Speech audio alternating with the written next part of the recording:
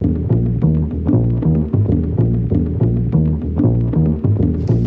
year is 1991, and A Tribe Called Quest is about to release their second album. Now, the label was a little bit nervous with this album's release because, in their opinion, it sounds a little too mainstream compared to their first effort, A People's Instinctive Travels and The Paths to Rhythm. In my opinion, though, this album is far from mainstream. In fact, A Tribe Called Quest defining who they will be and their legacy in hip-hop and in music history in general. A lot of people back then, very superstitious, believed that the sophomore album was never as good as the debut effort.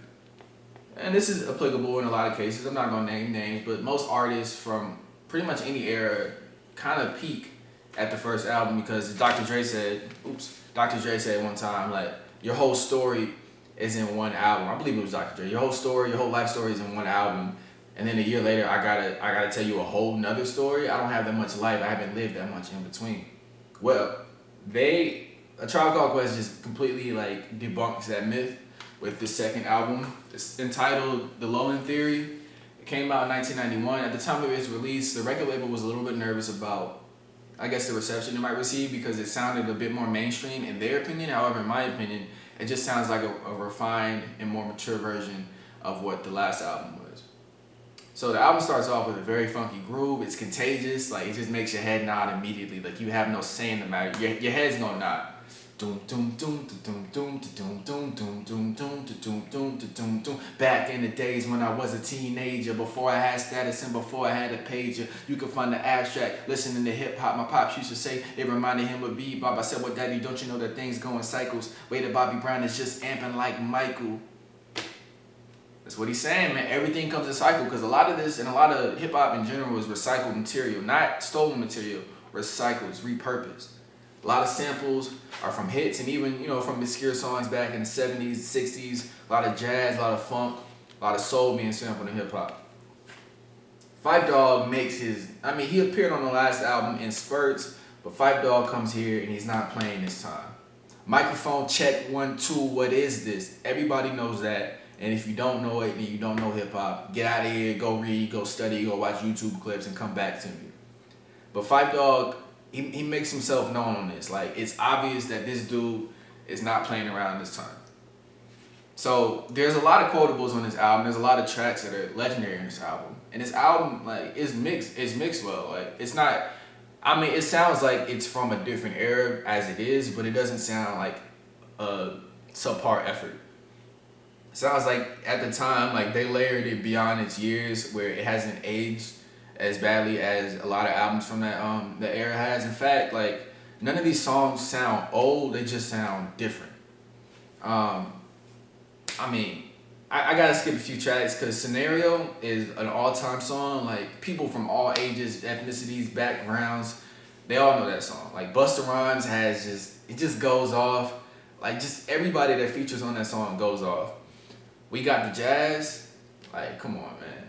Ali Shaheed Muhammad just scratching on that is something that goes unnoticed, but I appreciate it. Like, it's a good mix of talent in this group, man. You got Q-Tip, a musical genius in my opinion. You got Phife Dawg, who's just memorable. Everything he says is just like, I don't know if it's the way he says it or what he says, but something about him and his voice, it resonates every time. And Ali Shaheed Muhammad is just like an unspoken hero. He's a third cog in the wheel, but he's important. He's equally important as the other two. I don't know what to say about this album. There's a few tracks on here that I'm not too fond of, but no songs on here are something that I'll avoid listening to, except for a song called The Infamous Date Rape, and I don't like the title. They're not promoting anything, but I don't like the title, so I don't listen to it. I gotta shout out a couple people. Bob Power, I watched an interview with Bob Power. He basically engineered, and from my impression, he engineered a lot of Tribe Called Quest albums. And he calls this album the Sgt. Pepper of hip hop. And Sgt. Pepper's is like a psychedelic Beatles album. I don't think it features any of their major hits, but it's revered, as most of their albums are. But this, it kind of like introduces a new wave, which is what I think he meant by that. It's like, it confirms like it confirms a movement. Like, this is a staple of it. If you think of a certain era in hip hop, this album is going to be on that chart for sure. It has a lot of like legendary songs in there and legendary lines. Like, industry rule number 4080. Reckon company people are shady, so kids watch it back because I think they smoke crack. I don't doubt it. Look at how they act. Like when Q-Tip says that, like that's something that lives on for decades. Five saying, microphone check 1 2, what is this? The 5-foot assassin with the roughneck business. I float like gravity, never had a cavity. Got more rhymes than the wine has got family. Like there's certain quotables on this album that will live forever. Some fun facts about the album cover. This is actually apparently, and I may be getting this wrong. If I'm wrong, I might edit it out. If not, I want y'all to know how dumb I am. I believe this is a person. Like this is an actual woman who posed for this, and it was painted and stuff like that. It's not like it's not like drawn. I believe it's a photograph. I want to say. I said it, therefore it is. As far as this album's influence goes, I'm gonna cite Pharrell, Mos Def, Kanye West, even Questlove, who was active making music at the time, but he wasn't at his peak yet, in my opinion. I mean, this is '91. I think Organics was about to come out. Or maybe maybe I'm a little too early on that, but I think the Roots were kind of a thing already. But Questlove was also influenced by this album, according to some interviews I've seen with him.